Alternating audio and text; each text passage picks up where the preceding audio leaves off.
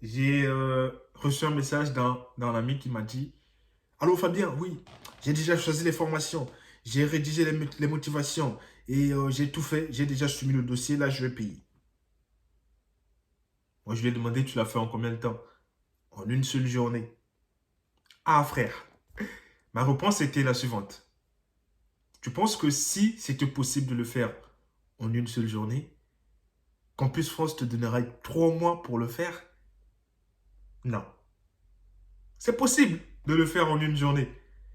Mais mon gars, prends ton temps.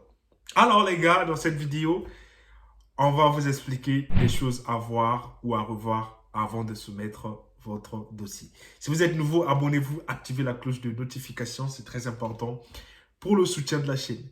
J'ai aussi créé ma startup 3 fois www.fabienconsultant.com. Allez-y, là-bas, vous avez les étapes nécessaires à suivre pour étudier en France. Abonnez-vous, activez la cloche de notification. Si tout est fait, on se retrouve après le générique. Vous êtes bachelier, étudiant ou travailleur, vous voulez poursuivre vos études à l'étranger dans les pays comme le Canada, la France, l'Allemagne et bien d'autres?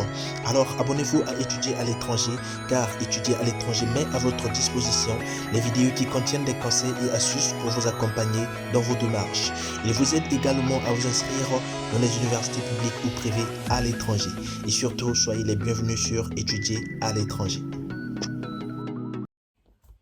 Alors, comme j'ai dit dans cette vidéo, comme je vous ai raconté une petite histoire dans la vidéo, je vous ai dit que mon ami m'a appelé pour me dire: Ouais, Fabien, j'ai tout fait en une journée, et tout est bon, j'ai soumis, demain je vais payer.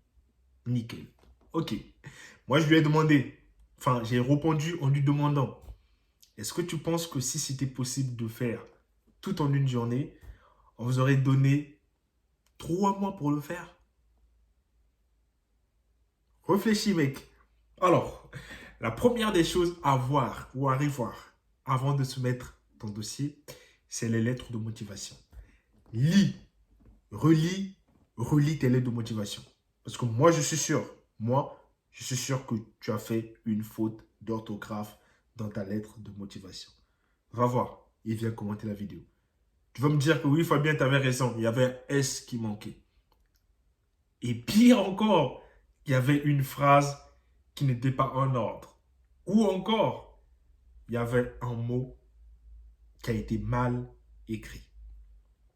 Donc, la première des choses que tu dois faire, c'est d'aller sur ton compte Campus France, de voir tes lettres de motivation, ce que tu as rédigé. Dans la plupart des cas, je sais que toi, tu as pris juste une lettre de motivation, tu as changé des formations. Ça passe nickel, tranquille, ouais, ça, je ne suis pas contre. Mais revois, revois, revois. Après avoir revu, envoie-la moi ta lettre. On va faire quelque chose de bien. Quelque chose de bien, je vais m'investir dans ça. On va chercher un moyen. Vous allez m'envoyer vos lettres de motivation. On va corriger ensemble. Moi, je ne suis pas un professeur. Donc, moi aussi, je peux faire une erreur peut-être. Mais moi, je peux vous permettre à bien voir là où vous avez mal écrit, peut-être. Parce qu'on dit souvent, ce qui est au bout de ton nez, il n'y a que ton voisin qui peut le voir. C'est vrai? Bon, voilà, c'est vrai. Donc, c'est ça. Les fautes d'orthographe sont très... Enfin, revérifier les fautes, c'est très important. La deuxième des choses à vérifier, c'est la cohérence de votre dossier. Posez-vous des bonnes questions. Dites-vous: ah oui, bon là, je vais soumettre mon dossier. Je me mets dans l'idée. Dans ma tête, je me dis que j'étais quelqu'un qui corrigeait les dossiers. Est-ce que je verrai les fautes? Tu réfléchis comme ça. Tu vas voir, tu vas voir, tu vas voir, tu vas voir. Et dès qu'il y a quelque chose qui te fait, genre, dès que tu as un petit doute, tu te dis: ça c'est un doute, j'ai un doute.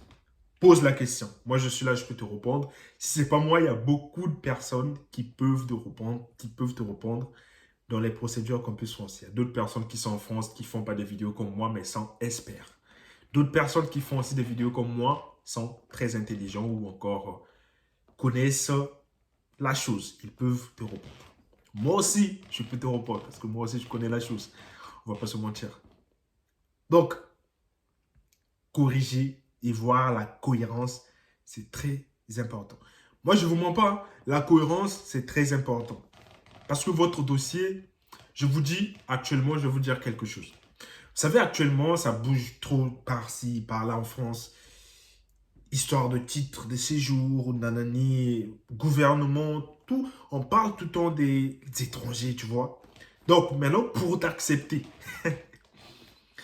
ils doivent vraiment être sûrs. Ils savent maintenant que les gens ont plusieurs manières de rentrer en France. Ils savent qu'à travers les études, il y a des gens qui rentrent en France, beaucoup de choses. Maintenant, pour te donner une acceptation, mon gars, il faut serrer. Il faut serrer. Très important. Donc, ne sois pas pressé de soumettre ton dossier si tu n'es pas sûr de ton dossier. Parce que je vois beaucoup de gens qui soumettent leur dossier. Demande à tes anciens. Il y a des gens qui ont fait 3, 4 fois la procédure. C'est pas mauvais. Je ne dis pas que non et c'est pas mauvais. Mais il y a des gens qui ont fait 3, 4 fois la procédure qui comprennent certaines choses aujourd'hui. Ils ont compris que soumettre un dossier qui n'est pas incomplet, enfin qui n'est pas complet, ça ne sert à rien parce qu'ils vont te le rendre et tu auras encore beaucoup de temps à corriger le dossier, à l'envoyer, tout ça. Tu auras des refus à la fin. Quand tu as fait ton dossier bien et que tu soumets dans les normes, c'est bien. Quand tu es pressé, tard, tu vas avoir des refus, tu vas te dire « Ah, Fabien me l'avait dit. »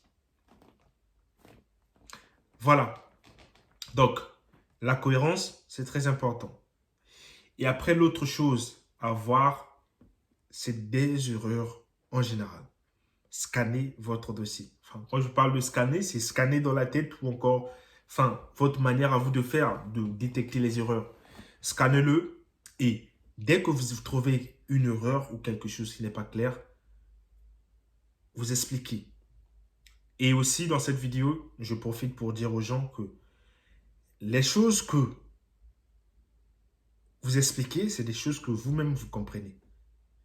Si tu ne comprends pas quelque chose, ne l'explique pas. Parce que forcément, tu vas raconter n'importe quoi. Donc, les choses que vous devez expliquer, c'est des choses que vous comprenez. Je m'explique. Je vous ai tout le temps parfois parlé des lettres explicatives. Donc, pour faire une lettre explicative, vous devez, ça peut être sur vos notes, sur quelque chose, sur une année que vous n'avez pas étudié, enfin, une année blanche, tout ça, vous pouvez l'expliquer avec une lettre explicative. Mais il faut donner quelques preuves en appui. Si vous pensez que vous ne pouvez pas expliquer, laissez tomber. Parce que n'inventez pas les choses. Quand vous inventez les choses, si eux là-bas, ils détectent que vous avez inventé, et là, ça suscite de la curiosité dans votre dossier. Et vraiment, ça risque de vous coûter très cher. Ce sont mes conseils, les amis, pour les gens qui sont déjà prêts à soumettre leur dossier. Soumettez vos dossiers tranquille, mais avant, vérifiez ces choses-là. Vérifiez. Faites le scan avant tout. Faites le scan avant tout. C'est très important. Moi, je dis ça, je dis rien. Et ça me fait toujours un bien fou d'être là à vous expliquer les choses. Ceux qui sont patients écoutent, enregistrent, appliquent. Ceux qui ne sont pas patients, bah voilà. J'espère que la vidéo vous a plu. On se retrouve à la prochaine fois pour une nouvelle vidéo. C'était Fabien. Ciao.